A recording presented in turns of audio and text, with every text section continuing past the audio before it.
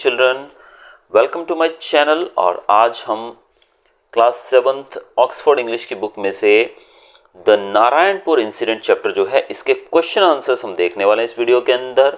सारे क्वेश्चंस यहाँ पर, सारी एक्सरसाइज मैं एक्सप्लेन भी करूँगा आपको यहाँ पर। और वीडियो को शुरू करते हैं बिना देर किए, लेकिन चैनल को सब्सक्राइब कर लीजिएगा पहले, ताकि आने वाले वीडियोस की भी आपको जानकारी मिलती रहे। उसके लिए आप बेल आइकन को भी दबा दीजिएगा। पहला क्वेश्चन हमारा, अरेंज करना है इंसिडेंट को इन अ प्रॉपर वे, ऑर्डर में हमको अरेंज करना है। ये आपका पहला क्वेश्चन है बुक के अंदर। इसको आप देख सकते हैं। पहला जाएगा वो है, Manju and Babu had gone to watch the procession, the college students were taking out a procession, then it was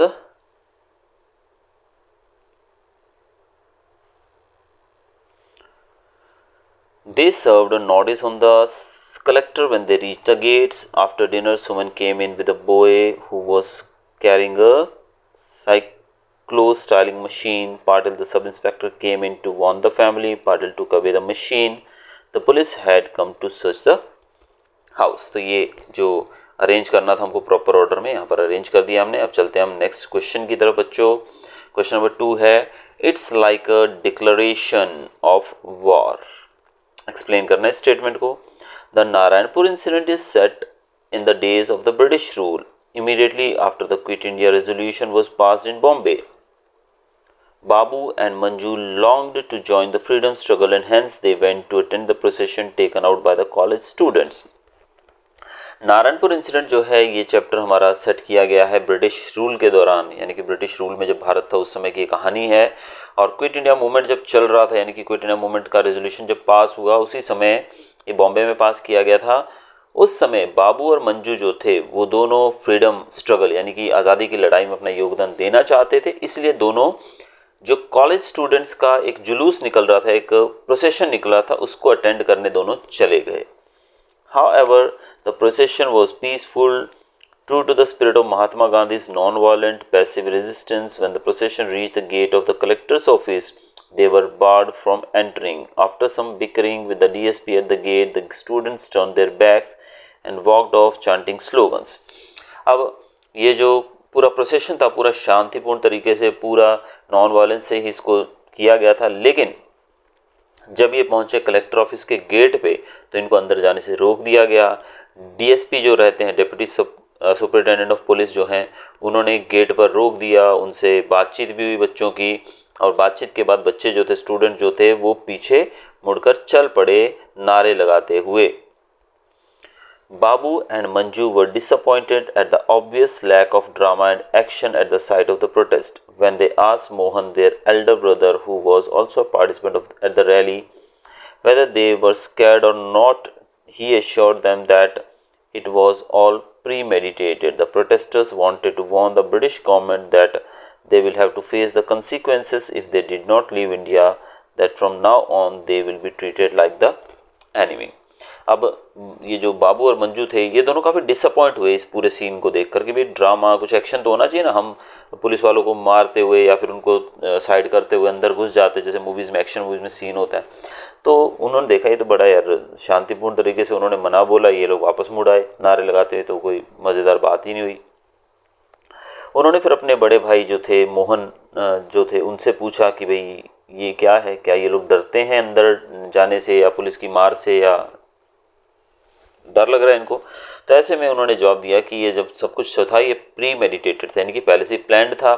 हम सिर्फ यहाँ पर आए थे ब्रिटिश गवर्नमेंट को ये दिखाने के लिए, चेतावनी देने के लिए कि भाई हम कुछ भी कर सकते हैं और आज से हम तुमको एक दुश्मन की तरह ट्रीट करेंगे जब तक तुम इस देश को छोड़कर नहीं जाते।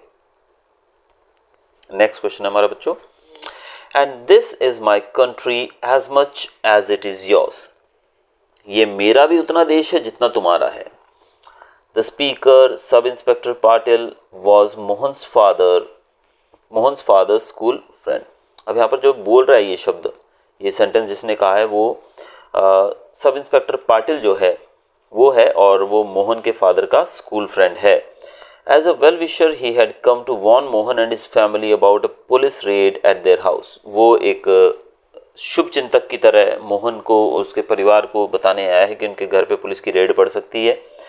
These were the turbulent times of the Quit India movement, and the police suspected that Mohan, a young freedom fighter, hid a cyclo-styling machine to produce copies of Mahatma Gandhi's speech. अब ये जो quit India movement का जो ये एक ऐसा phase था, एक ऐसा समय था जब वो पूरा पीक पे चल रहा था ये मूवमेंट, तो पुलिस ने शक के दायरे में मोहन को लिया, जो कि एक यंग फ्रीडम फाइटर था। उनको शक था कि मोहन के पास एक साइक्लो स्टाइलिंग मशीन है, जिससे वो महात्मा गांधी की स्पीच, जो उनका भाषण था, उसकी सैकड़ों कॉपियां बनाएगा और लोगों में बांट देगा। When Mohan's mother agreed to hand over the cyclo-styling machine to the sub-inspector, Mohan protested. This was when Sub-Inspector Patil assured him that the country was as much his as it was Mohan's. अब जब ये machine के बारे में पता लगा police को, तो पुलिस शक के दायरे में लेके बैठ गई मोहन को, और जब वो घर पे आए मोहन के छापा मारने, तो मोहन की माँ ने वो मशीन उनको दे दी सब इंस्पेक्टर को। सब इंस्पेक्टर को जब ये मशीन दी गई तो मोहन ने प्रोटेस्ट किया, उसका विरोध किया, लेकिन सब इंस्पेक्टर पाटिल ने कहा कि ये देश हमारा भी उतना है जितना तुम्हारा है। तो इस प्रकार से पाटिल ने कहा कि ये देश हमारा भी उतना ही है। नेक्स्ट क्वेश्चन है हमारा, no need for Mohan to announce Amma it's the police. Mohan, Babu and Manju could not sleep out of the fear of the police raiding their house. Mohan, Babu और मंजू जो थे वो सो नहीं पा रहे थे, क्योंकि उनको डर था कि पुलिस उनके घर पे रेड करने वाली है।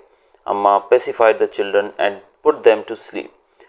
अम्मा ने बच्चों को शांत किया, उनको थोड़ा हौसला बंधाया और उनको सोने के लिए कहा, उनको सुला दिया। When sleep had finally descended upon the family, there was a sharp knock on the door. अम्मा asked Mohan to go and check who it was. जब सब लोग सो गए तब अचानक से दरवाजे पे एक तीखी नोक, यानी कि जैसे साउंड रहता है ना, काफ़ी इस तरीके का फास्ट सा साउंड आया। हमारे घर में कोई जानकार आता है तो वो तो बड़े प्रेम से नॉक करता है, लेकिन पुलिस जैसे ये लोग आए तो उन्होंने एकदम ऐसे शार्प नॉकिंग किया। अम्मा ने मोहन से कहा, जाओ देखो कौन है। It was then that with great despair Mohan announced that the police had finally raided the house. ये वही समय था जब मोहन ने जाकर देखा और कहा कि फाइनली पुलिस आ चुकी है रेड करने के लिए। नेक्स्ट बच्चों हम क्वेश्चन करेंगे इसमें से, how has the writer express the patriotism of the following characters. ये कैरेक्टर्स जो हैं इस नाटक के अंदर, इस स्टोरी के अंदर, उनको उनके पैट्रियटिज्म को, यानी कि उनकी देशभक्ति को लेखक ने कैसे दर्शाया। पहले मोहन की बात करेंगे। Mohan risked his and his family's life hiding a cyclo-styling machine in the house. Even when the policeman approached, he lied to his face and denied having kept the cyclo-styling machine. Mohan जो था उसने अपने परिवार की और अपनी ज़िंदगी दाव पे लगा दी, अपने घर में साइक्लो-स्टाइलिंग मशीन छुपाकर। जब पुलिस वालों ने आकर पूछा कि तुम्हारे पास है, तो उसने उस पर भी मना बोला कि नहीं, मेरे पास है ही नहीं मशीन। तो उसका जो देशभक्ति हम कह सकते हैं कि काफ़ी अच्छा, काफ़ी सुदृढ़ निश्चय वाला वो व्यक्ति था, और उसने अपनी जान की परवाह किए बिना देश को महात्मा गांधी की जो वो स्पीच की कॉपीज थी वो बांटने के लिए उस मशीन को अपने पास रखा। मंजू की बात करेंगे। मंजू का कैसे पता लगता है कि वो पैट्रियट है। Manju was the younger sibling of Mohan who hero worshipped her brother and wanted to help him in any way. Manju जो है वो मोहन की बहन है एक तरह से, और उसका भाई जो है वो एक हीरो है उसके लिए, और वो चाहती है कि वो उसकी किसी न किसी तरीके से मदद करे। So when Mohan asks her to go to bed, she looks crestfallen. तो जब उसे मोहन कहता है कि तुम जाकर सो जाओ, तो उसका चेहरा उतर जाता है। Mohan realizing that she wants to help asks her to sit at the hall and pass on information from Babu who was guarding the door. Mohan ये देखकर उसको बोलता है कि ठीक है, तुम भी मेरी मदद करो, तुम हॉल में बैठो और बाबू से अगर कोई इन्फॉर्मेशन तुम्हें मिले तो मुझे तुरंत बताओ। बाबू जो था वो गेट पे पहरा दे रहा था। नेक्स्ट हम बात करेंगे माँ की, कि मदर कैसे। Mother who was visor then Mohan trusted the policeman who was friends with her husband in the school. माँ जो कि एक बुद्धिमान महिला थी, उसने मोहन से भी ज़्यादा बुद्धिमान थी, तो उसने उस पुलिसमैन पे, उस पाटिल जो थे यहाँ पर पुलिस वाले जिनके घर पे रेड करने, उन पे विश्वास किया क्योंकि वो उनके हस्बैंड के बचपन के स्कूल के दोस्त थे. So she risked handing him over the cyclostyling machine, knowing that he could very well be spying on them. उसने वो मशीन जो थी वो उसको दे दी और उसको ये भी पता था कि शायद वो उनके घर पे नज़र रख रहे हों, शायद वो उनकी जासूसी कर रहे हों. बाबू के बारे में देखेंगे. Babu, although not a college student, was eager to attend his older brother Mohan's procession to the collector's office. At home, when his brother asked him to guard the door, he waited attentively and watched if anyone suspicious approached. बाबू जो था वो एक college student तो नहीं था, लेकिन वो अपने बड़े भाई मोहन की जो प्रोसेशन निकाली गई थी, जो जुलूस उसके भाई ने लीड किया था कलेक्टर ऑफिस तक, उसको अटेंड करने का उसको बड़ा शौक था. बड़े चाव से उसने अटेंड किया. और जब उसके भाई ने उसे दरवाजे पर मुखबिरी करने के लिए, यानी कि चौकीदारी करने के लिए कहा कि देखो बाहर से कोई आता है, कोई अगर सस्पिशियस कोई ऐसा आदमी दिखे जिसके ऊपर तुम्हें शक हो, संदेह हो, तो तुरंत मुझे बताना, तो उसको भी बड़े शौक से वो कर रहा था.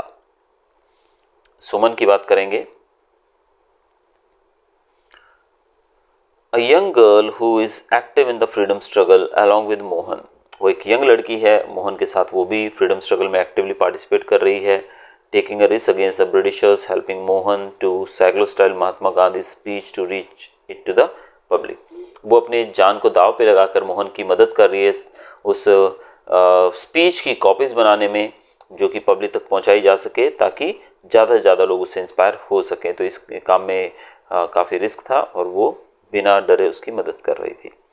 पाटिल की बात करेंगे. Patil, a sub inspector in the British police but a good friend of Mohan's father. Mohan के पिता का वो अच्छा दोस्त था, ब्रिटिश सरकार के अंदर वो एक पुलिस इंस्पेक्टर था. Helps the family by warning them about the search that is going to take place. वो फैमिली को हेल्प करता है ये बताकर कि, वार्निंग देकर कि तुम्हारे घर पे पुलिस की रेड पड़ने वाली है. He also helps them to hide the cyclostyling machine and saves the entire family from the British police. उसने उनसे साइक्लोस्टाइलिंग मशीन लेकर उसको छुपा दिया और इस प्रकार से ब्रिटिश पुलिस से परिवार को बचा लिया. नेक्स्ट क्वेश्चन है हमारा बच्चों यहाँ पर. Amma, Mohan, Babu and Manju were taking a huge risk in taking part in the freedom movement. Give at least 2 examples of how the writer creates a sense of danger or tension in the story to show us what is at stake. Amma, Mohan, Babu और मंजू ये बहुत ही बड़ा risk ले रहे थे इस freedom movement में participate करके. अब हमें एक स्टोरी में से 2 ऐसे एग्जाम्पल देने हैं जो राइटर ने क्रिएट किया, एक डेंजर यानी खतरा, टेंशन क्रिएट किया स्टोरी के अंदर. बहुत ही मतलब हमें बड़ा उत्सुकता होती है कि पढ़ें आगे क्या है. तो ये ऐसे 2 इंसिडेंट हमको बताने, एग्जाम्पल देने स्टोरी में से जिनसे खतरे का आभास होता है. The Narayanpur incident is set in the stormy historic occasion of Quit India movement. The first instance where danger is felt is when Mohan tries to hide a suspicious parcel in his room.